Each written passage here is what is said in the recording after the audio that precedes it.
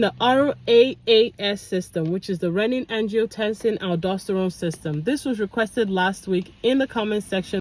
Our bodies naturally contain a lot of fluid, and fluid is so important. Sometimes we may lose the pressure in our body through things like dehydration, bleeding, or even having your blood pressure drop.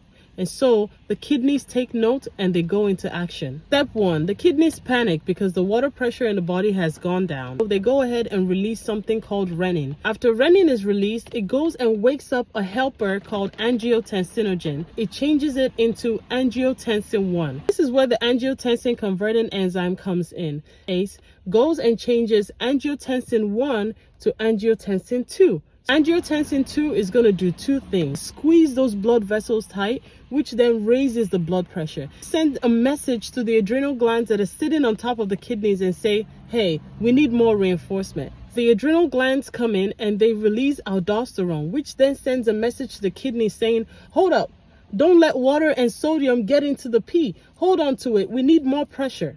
And as you know, we have a pressure issue. So when the aldosterone tells the kidneys to hold on to water and hold on to salt, it means we're going to have more blood volume and more pressure. So the problem is now solved. So why is this important for you to know as a nursing student or as a new nurse? Because when you hear about the blood pressure medication class ACE inhibitors, you understand that these medications work by inhibiting the actions of the angiotensin converting enzyme. That way, angiotensin 1 is no longer converted into angiotensin 2, and therefore there is no signal sent to the adrenal gland to retain any sodium or water, and there is no squeezing of the blood vessels that would typically cause the blood pressure to go up.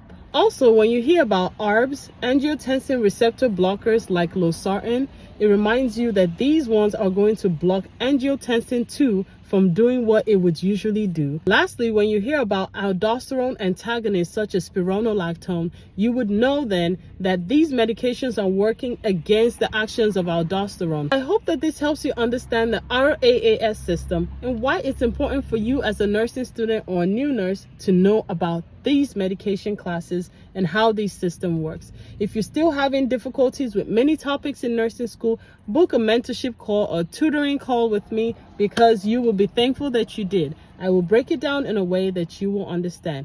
But if you found this helpful, share it with somebody else who might need it, like a nursing student who's also in your class. Until next time, bye-bye, and thank you to the person who requested this topic.